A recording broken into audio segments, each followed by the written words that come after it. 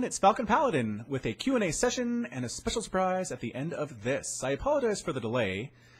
A couple things have come up in my personal life recently. I'm not sure what to share, but just appreciate hopes and best wishes coming my way, and maybe I'll tell you about it some other time. All right, without further ado, let's get right into the Q&A. This is my office, by the way. My wife teaches voice lessons. That's her piano. In the background there's a chair, and those are some kids' toys because I have kids, for those of you that didn't know.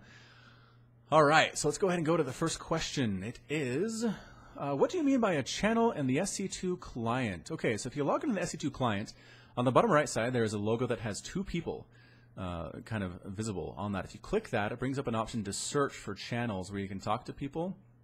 And if you just search for Falcon Paladin, you'll find my channel. It exists. No one's really ever in it. I'm there if I'm casting, but I'm not really there when I'm casting. So if a bunch of you do want to hop onto that and get a conversation going, maybe play with each other when I'm not available, that's something you can do. Also, if I ever do end up doing another subscriber play along, then we'll probably meet there as well. So that answers that question. Thank you for the question, Alex Guate87. Looks like Daniel Anthony has a bunch of questions for me here. Looks like a loyal long-term viewer here with a few quick questions. Questions to be answered. Number one, Star Wars or Star Trek? I'm going to have to go with Star Wars. I just think Star Wars The Force Awakens is the best movie of any of the Star Wars or Star Trek films. I watched Wrath of Khan for the first time a couple of years ago from Star Trek and was bored out of my skull. Also, Star Trek is really just about social equality in space, right? It's about people from different places getting along, people from different genders getting along as well, and doing things diplomatically. Star Wars is more about fighting and stuff, which is more action, I find. So I definitely enjoy the Star Wars universe a lot more. Top 3 favorite game franchises other than StarCraft II. I would say the Descent franchise is great. Descent is a game that came out back in, I want to say, 95 or 96. And, it was the first game to introduce true 3D leveling. You can go up, down, left, right, everywhere. You're in a little spacecraft stuck in these mines. You had to find your way out. It was intense. The music was great. Exhilarating. Descent 2 was also fantastic, and I'm playing one of the more recent ones as well. So probably Descent. I would have to say the Elder Scrolls series. I've only ever played Oblivion and Skyrim, so for those of you who played Morrowind and... is it Daggerfall? There's one, like the first one is Daggerfall, I think. Haven't played those. But Oblivion and Skyrim, I've played a combined probably 190 hours on those games alone. And so I'd say it's immersive, it's fun, there's good characters, there's pretty good combat. And I'd have to say that's number 2. Number 3 would probably have to be the NCAA football EA Sports series. I probably bought 5 or 6 of those back when I was single. I think I maybe bought one when I was married, but then they stopped making them, so I was sad. But I used to buy that thing every other year or so. I love college football. It's one of the things that I spend a lot of time doing in the fall, is just watching that sport. So what I also like about it is that you can, or could anyway, edit the player ratings and names. So it didn't ship with names. You knew who people were. They tried to make the ratings accurate for who was on the team at quarterback and running back and receiver and things like that. But what I used to do, and a lot of people used to do, is go in and actually change the names, kind of tweak the settings so it is actually you playing as your favorite team, which makes it a very, very fun experience. You could play seasons, you could play entire franchises, which is where you just played a season and then a season and then a season. You did recruiting in the off-season for your new players. It was a lot of fun, and I kind of want to bust it out now, actually, now that I've been talking about it, but that's probably it. Favorite toast spread is going to be strawberry jam. I love strawberry jam. Grape jelly, honey's okay. But a good strawberry jam with some butter is probably my favorite. Favorite alcoholic drink? I don't actually drink. I don't smoke. I've never really had any attraction to it. And smoking, obviously, there's the cancer thing you're worried about. Drinking, for me, even just... I know this doesn't happen to a lot of people or all the time, but just the fact that you can get blackout drunk to where you don't remember what you were doing the night you were drinking worries me. I look at that and say, that's terrifying. I don't want to do that. So I don't drink. That's not something I feel like I need in order to loosen up or to have a good time. And so I haven't. Have I been to the UK? I have not. I'd like to go there. A couple of my sisters went there a couple summers ago, had a great time. They posted a lot of pictures and videos on Facebook, and I kind of experienced it that way. I'd love to go and catch a football match, honestly. I've developed more of a love of soccer recently, watching the World Cup a few years ago, excited for the next one. I thought I heard somebody back there. Maybe it was just a ghost. Probably not the kids. Probably not the kids. They should be asleep right now. Anyway, I love British TV. I've watched a lot of Doctor Who. I watched Luther. What else? What other British television have I watched? IT Crowd. IT Crowd is amazing. Ooh, Sherlock. Everybody loves Sherlock. I love Sherlock very much. So I feel like I would, I think I'd have a good time. And what car do I drive, and what would be my dream motor? I assume this is an English person asking this question, but I drive a 2006 Toyota Corolla. I bought it used. It gets like 36 miles to the gallon. It's very reliable. I can't really argue with it. It's a good daily driver for my commute, which is about 20 minutes each way every day.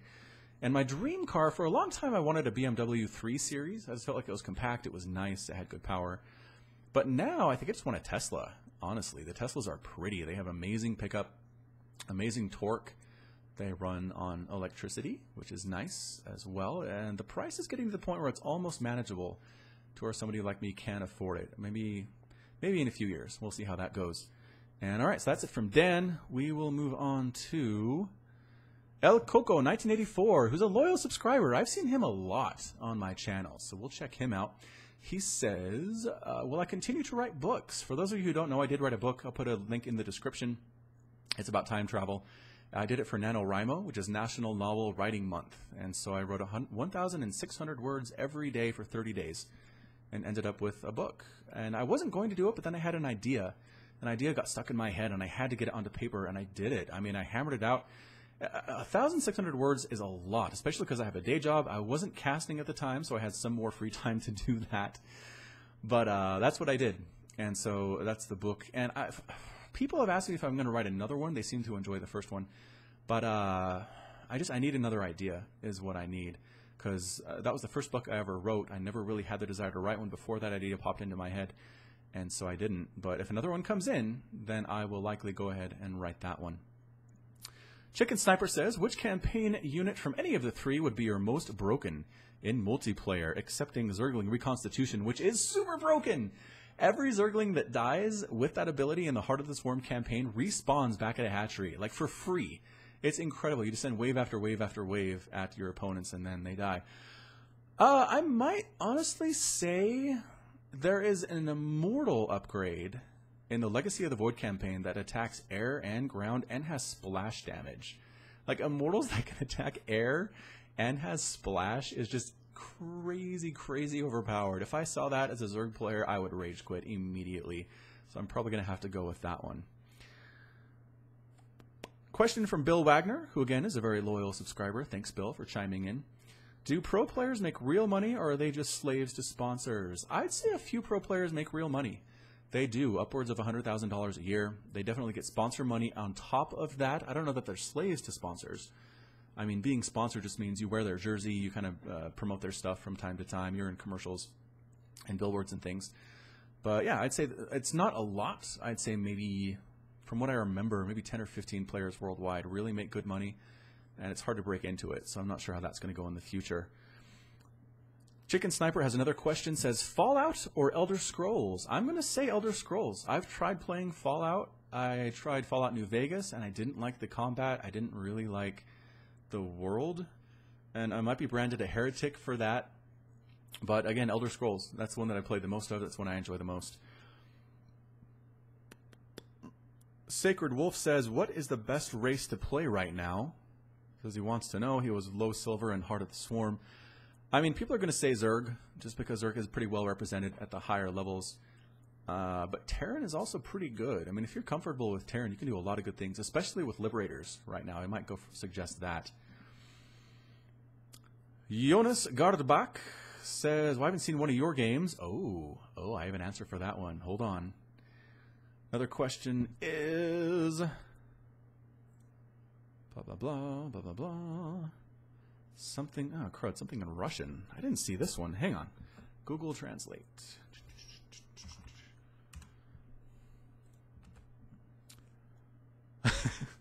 Just says, hey man, I like what you're doing.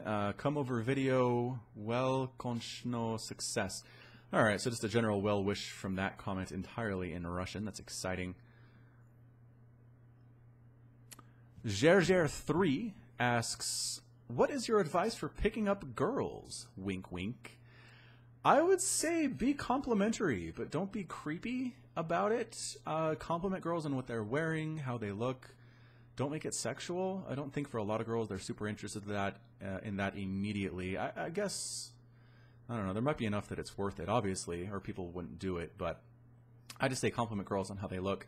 Really listen. I mean, that's another big thing. Girls like to be listened to. So listen, be able to ask appropriate questions when it's your turn to talk so they know that you're listening, and just know that you care. And that's a good start, I think, for any relationship. Josh Arnold says, how did you find the publishing process? I've written a couple books myself, and I'm considering trying to publish them one way or another. And I did Amazon ebooks. And a friend of mine who'd done it before just basically did all the work. He wrote up the contract. He had me sign it, obviously, and then it ended up on Amazon. So Amazon lets anybody publish, which means there's a lot of garbage up there. It's hard to compete. That's why I ask for good reviews on my book. Another plug, please, if you've read my book, and even if you didn't like it, go ahead and leave a review. It really helps me get some visibility. Again, a link in the description to do that. Jax Crank says, what rank are you? I'm sorry to say that I'm actually silver. I haven't played consistently for a long time. Casting has really kind of consumed my free time that way, so I did a ranking match recently, and I'm now silver, trying to climb that rank. Rock Garcia says, hi Falcon, hope you're fine. I will join the Falcon Paladin channel. One question, what are your computer specs?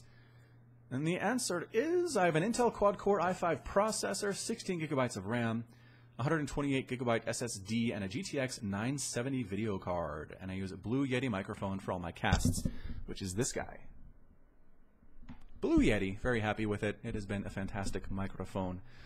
And that's it. So that's all the questions for the QA. I hope you enjoyed it. I had a good time answering them. If you have any more questions, I mean, go ahead and pop them into comments as you want to, and I'll try to get around to them. But yeah, that's it for me so far. And the surprise is that I'm going to cast one of my own games now. Ooh. Holy shamoly, secret surprise. All right, so I did play one, and you'll see what it is in just a minute. Again, thanks for joining me, and we will be right back. Thanks again. Hello, StarCraft fans! It's Falcon Paladin coming to you with yet another daily Legacy of the Void upload. I hope you enjoy the QA, because this is a game between Abaris and Falcon Paladin. In the bottom left side of the map, we have the red Zerg player. It is Abaris. And in the top right side of the map, we have the blue Zerg player. It is Falcon Pal, otherwise known as Falcon Paladin. That is a Team All Inspiration logo there. I joined them a long time ago. I haven't really done much with them since. I might get rid of that, but really I'm not belonging to anybody else, so I suppose that is as good a place as any to be. Okay, so this is silver level. Again, I did play a ranking match recently, got placed in silver, trying to kind of climb up there, but just don't really have the time to do it, unfortunately. But regardless, we're going to be excited about this one. It is a ZVZ, and my ZVZ just feels kind of coin flippy these days. I know a lot of people feel that way, but we'll have to see exactly how this goes. It looks like I'm saving up. There's the hatch first, coming up from Falcon Paladin. Meanwhile, Abaris is working on something. He's hatch firsting too. A little bit later than me. You'll notice he has about 150 minerals in surplus by the time that goes down, so the timing's just late, is what that means. But again, this is basically an Into the Void, so what do you expect? There's my extractor, and I'm saving up for a pool now as well. My timing seems a little bit off. I think I made too many drones to really get the pool out as soon as I wanted to. But there it is, going down anyway. Extractor finishes. Do I get the workers on? Oh, I get the workers on immediately. 1, 2, and 3, and I send the drone back to return the minerals before sending them up to the extractor. Look how Gosu I am. All right, same thing over here. Extractor and pool coming up from Abaris. Or is it Abaris? I'm going to call it Abaris. That just sounds better. And I'm scouting with a drone. Look at me. Huge 4-player map. I did finally manage to scout my opponent. I checked out the timing on that pool. I saw it was a little bit sooner than mine, but really nothing to worry about. I compared the times here and said, all right, I think I should be okay. Clearly, there are some speedlings coming my way, at least probably some banelings too, as that's fairly common in this matchup. But either way, just waiting for our pools to finish. Both of us are currently making overlords so don't get supply blocked, which is a good thing. Abaris is technically supply blocked right now, and not actually fix. Oh, wait, nope, just kidding. He did pop an overlord run I wasn't watching, making some queens. Yep, definitely getting queen down there, and do I transfer workers down? I think about it. I don't know if I actually do. No, it doesn't look like I do. All right, so both players are just sitting here at about 20 workers.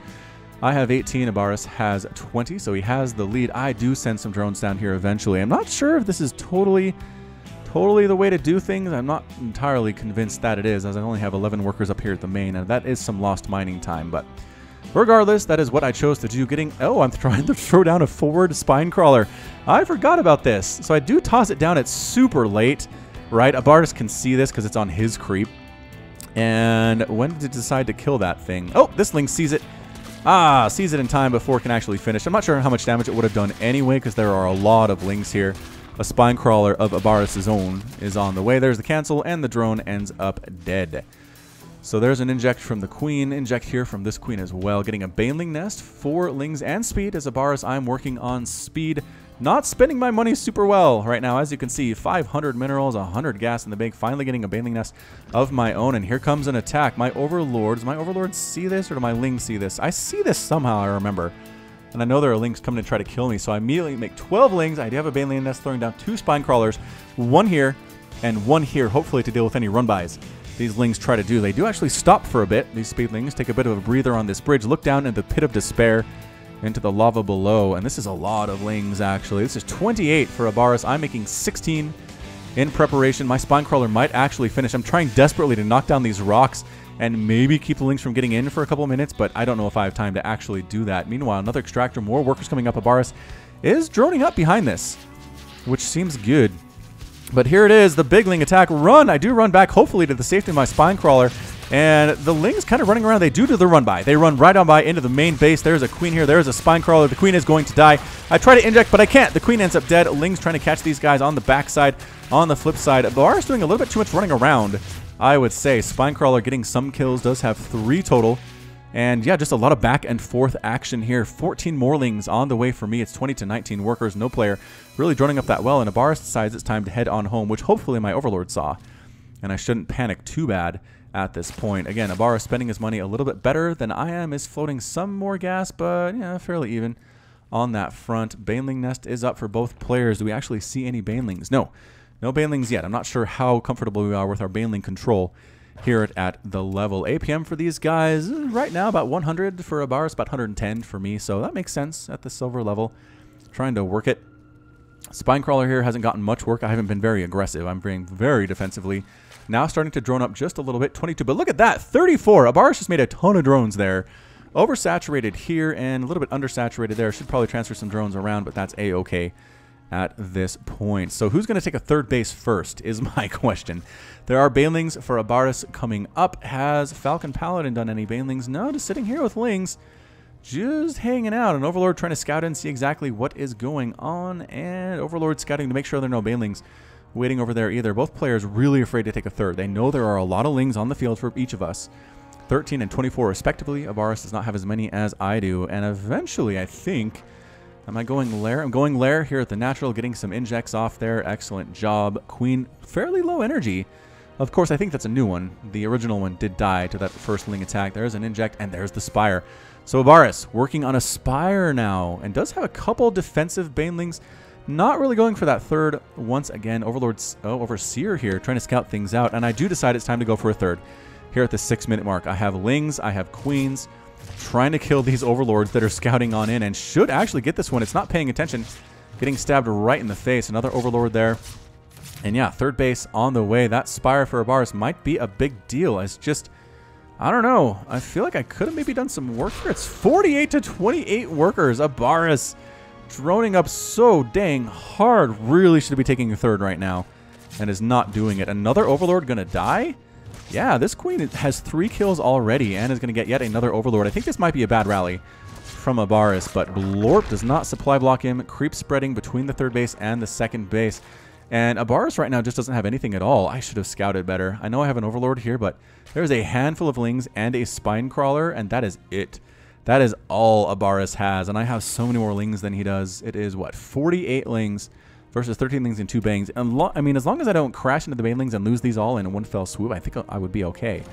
But it's scary. It is scary. Did I scout the Spire? Why do I have so many Queens? Base defense? I mean... Or did I see Mutas at this point? I can't remember why I got so many... so many Queens, but there are 8 Mutas on the way, getting +1 flyer attack, as well as Abaris. Another Overlord death. Oh, look, I brought this Queen down here sneakily. Bloom. Does explode. Creep tumor there as well. And third base up, nothing really happening there. It's still 26 workers. Why am I not macroing up? Why do I have so many lings I'm doing absolutely nothing with? These are things I know better than to do. All right, so mutas are here. It is 57 to 26 total workers. Finally taking a third here is Abaris, playing fairly defensively, is our Red Zerg player at the same time. Getting some roaches now. I felt like roaches might be a good thing. Getting glial reconstitution. Queen count high. 7 queens right now. And when do I see the mutas? Because I'm certainly not scouting this main base. Right? Yeah, haven't scouted that since I sent my drone down at the first. Scouting, it's a good thing to do, is scouting. So finally getting some drones over here on the third base. It's a little late, but better late than never. 58 to 31 total harvesters, you guys. Really getting that gas income now is Abaris. Has 6 extractors running full time. Gas looking good. Abaris not spending his money super well, but his army value is massive. It is basically, what is that, 20, like 4,000 versus 3,000 for me. And I decided it's time to go. Time to go with roaches. Time to go with lings. I have the lings on follow on one of these roaches, which makes for some really weird animations there. But the mutas aren't really doing anything. I feel like they need to get out and kill things. A lot of spine crawlers coming up. Abaris, did he see my attack coming here? Is he worried about ground? He's not really putting up static defense here, so I'm not sure what he is aware of. I tapped the zone like a watchtower. The mutas decide to head out at the same time I'm moving out with these guys. Upgrades, no upgrades on anybody as of yet. Finally getting 2 evolution chambers at the 9-minute mark, which is so late. And here we go. Lings, roaches, this base in a lot of trouble. Some lings come and try to deal with this, but my roaches eat them for dinner. Eat them for dinner. And this base is going to be completely obliterated. Some drones coming down, wrong place, wrong time, get completely destroyed. The hatch going to fall, extractor's gone too, and it's time to move on up into the natural base. I guess killing broodlings is also kind of important. Don't worry about the eggs. Why are you worrying about the eggs? I don't know, but here come the mutas, and nothing I can have can shoot up. So 20 mutas versus how many roaches? 14 roaches and 47 lings. I say I can't give up.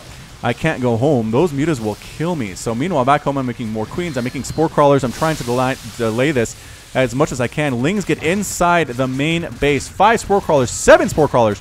Going up back home, I recognize these are a lot of mutas. That queen does end up falling. The lings are trying to kill as many drones as they can, but they get absolutely destroyed by the mutas. Somehow, still alive, 39 to 31 total harvesters. Some more roaches coming on down, trying to kill some stuff. These spine crawlers looking good, though. Looking very good indeed. Killing some more drones. How many workers killed is that? 26 drones killed by me, which is nice, but man, those mutas are still a problem. 25 of them now. Huge flock is heading up this way. Again, I do have a bunch of spores. I do have some queens, but I don't know if I'm ready for this. Queen dies immediately. The +1 flyer attack is finished as well. Spore crawler gets about 4 shots off before it dies. Other spore crawler, 2 of them are hitting here. Doing quite a bit of work, actually. Killing more mutas than I thought when I was watching this. That's 6 that has died thus far. We'll make it now 8, which is fantastic. This spore crawler not being any use whatsoever. The overlords do not have speed. I pull all the drones. Take them to my third base while I have more spore crawlers. The mutas are just trying to win this game all by their lonesome. Abaris making more and more mutas. The queens trying to clean these guys out. They don't have any upgrades, but they're super mad in the anti-air situation. Roaches managed to take out this other third base. Abaris was going for mutas, trying to kill yet another overlord. I am not going to be supply blocked anytime soon. These queens are finally falling. Finally falling. In desperation, I make a huge group of lings, and then I say, we're going to go. We're going to go base race this thing. That's all I have. I can't deal with these mutas. I don't have enough money to make enough spore crawlers or queens to do this thing.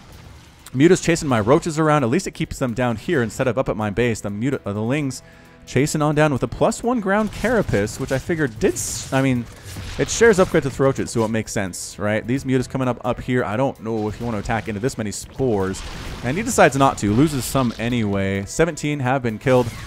And my ling attack gets cleaned up. Oh no! Spine crawler, 5 kills, 6 kills. Queen with 5 kills.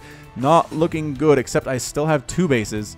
And my opponent essentially has 1, and this is basically mined out. 39 to 27 total workers replacing my lair right up there. These spores basically saved my life. Anti-air is the way to go. Making more and more lings. Am I going to win this thing with Zerglings? Is that what I'm going to be able to do? Let's find out. Here we go again, around what seems like 4 or 5 of just straight up ling trying to kill stuff. Abaris doesn't have any banelings, which seems like a problem. Some lings coming out to assist with the mutas. That muta flock is still huge. 18 of them. And sneaking on down, making sure this base was not replanted. It was not, so my Lings move on in to get on top of everything here. And his army is out. His Lings are gone. His Mutas are gone. I decided to get inside the main base and start killing stuff here, and I do, killing yet another queen, killing all the drones here that were getting gassed. Abaris has a lot of money. How many? And he has 8 larvae. He might as well make 8 more Mutas here, but he's not. He's instead focusing on this. The Lings are going to destroy this base. No static defense on the ground for this, and the Mutas just fly right into the main. There are a couple queens and a spore crawler here, 2 spore crawlers, but it's just not enough. That's too many Mutas. Meanwhile, nothing is contesting these Lings down here except for broodlings as buildings die. I'm trying to kill the spire. Yeah, trying to focus the spire down, spawning pool, and baneling nest, as those seem to be the biggest problems. Trying to replant this space with these Lings, absolutely destroying it. I have some Lings here to defend when these Lings come on over. Do I cancel that? I don't know that I do. I'm really focused on the Mutas just destroying my main right now, but his main is gone. Look at this. Spawning pool about to die. Lings getting rid of the spore crawlers. Excellent decision there. Mutas killing everything on this side, trying to stay out of the range of that one spore. I'm not sure how much they should worry about it. There are still a bunch of Mutas on the field, 13 of them to be exact. I kill this base that Abaris was mining from. He's now down to 23 workers, but I have a total of 13. And these Lings having a field day. Spine crawlers are gone. Yep, and that is it. I mean, there's a Hydralisk den here. There is another hatchery going to fall. Extractors being killed as well. And Abaris is base racing this. And I don't think he has enough DPS to do this, honestly. Yes, the Mutas are good, but they're not that great against buildings. Few handful of Lings down here, not really killing stuff that quickly either. And that's it. Abaris loses all of his buildings, is removed from the game, and Falcon Paladin is victorious. So Zerg takes the win in this bonus edition of Into the Void. I hope you enjoyed it. I hope you laughed at how bad I am at this game. I was Diamond at one point in my life, and then I was Platinum, and then I stopped playing, and now I'm Silver. So this just goes to show that there's a difference between knowing how to play, right, recognizing good strategies and what to do, and being able to do it. That is the difficult part, is being able to do it, get the timings down, consistently get your injects if you're Zerg, continually make workers if you're Zerg, and everybody else did not do that. Really did not do that. Got to work on that for future games. But that was a ZVZ from Falcon Paladin. I hope it was fairly exciting. Base races usually are. I mean, yes, I had a lot of buildings left. Abaris didn't make the greatest decisions. Kind of my Hail Mary Zergling attack ended up working in the end. And so I got the win. All right, so that's it for me. This has been Falcon Paladin with yet another daily or weekly special edition of Into the Void. Go ahead and hit that like button if you like what you saw and what you heard today. You can also catch me on Twitter and Facebook, both at /Falcon Paladin. And until next time, as always, thank you so much for watching, and you take care of yourself. Broken and ashamed by what you have done. There is no redemption, and so you must run. And it's taken your heart and broken your soul. You cannot go back until you're made whole.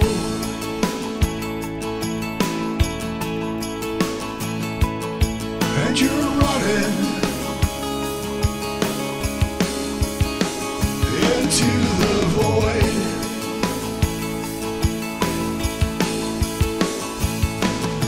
You go searching into the void to find a place you can live,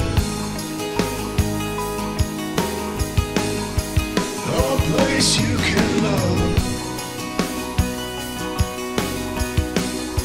Is it just an illusion? When push comes to shove,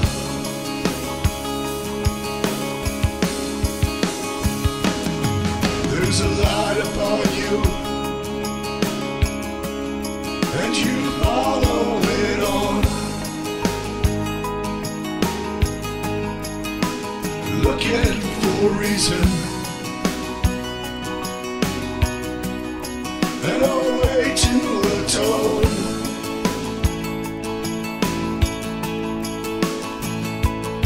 All around you,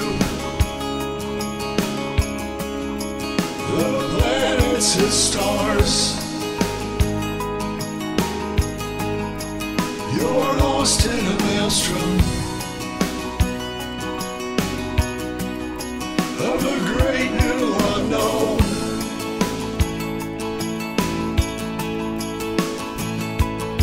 And you're running into the void.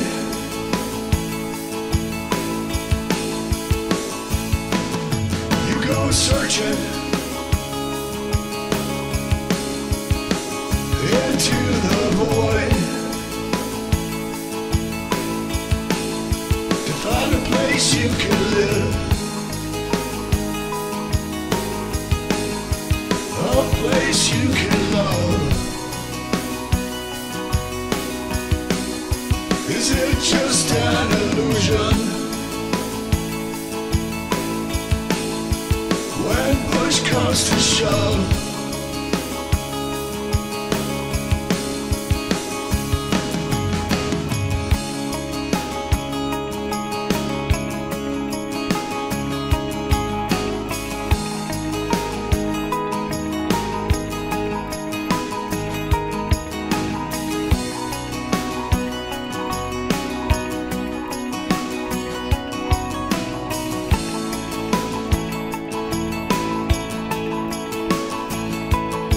And you're running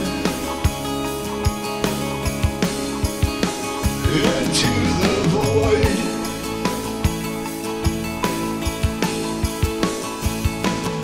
You go searching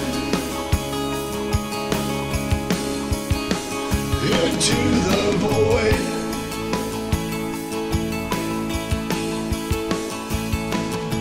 And you're running into the void.